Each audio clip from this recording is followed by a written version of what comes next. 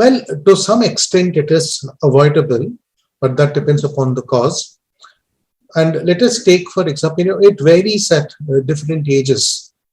So let us take a young woman between the ages of, let us say, 20 to 30, who comes with a problem of hair fall.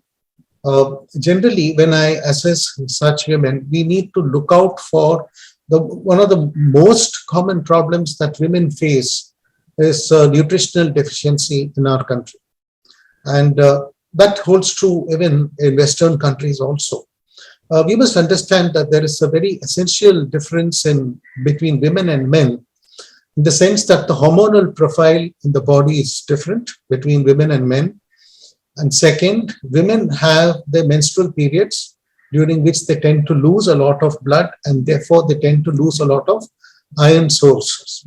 So through the blood, iron goes out. As most of you might know, iron is what is present in hemoglobin, which is the red part of the blood.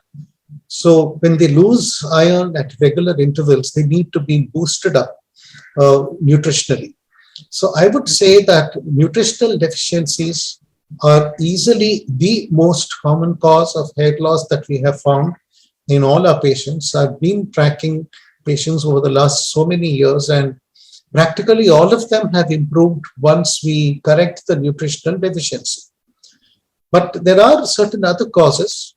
For example, there are certain genetic reasons why women may lose hair. And then you have patients who have the effect of their own hormones on the hair root, which is what we call as a female pattern hair loss.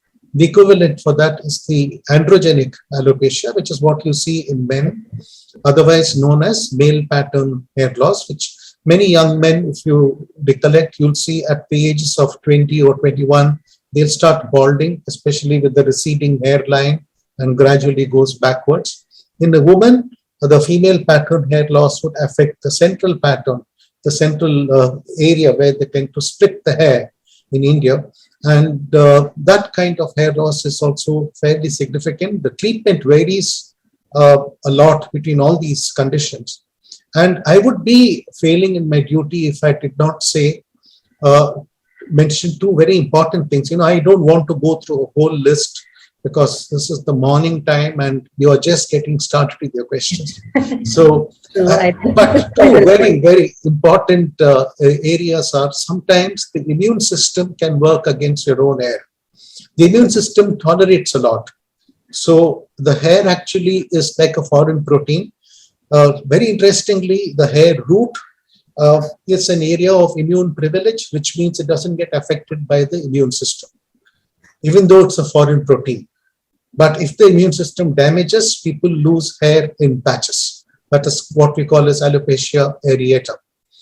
And if a person suffers from a systemic disease, whether it is malnutrition, or whether it is cancer, or whether it is an underlying problem with the gut, or even something like a serious deficiency of vitamin D, variety of internal systemic problems, which we will in the near few minutes deal with, can manifest with hair loss right in the very beginning.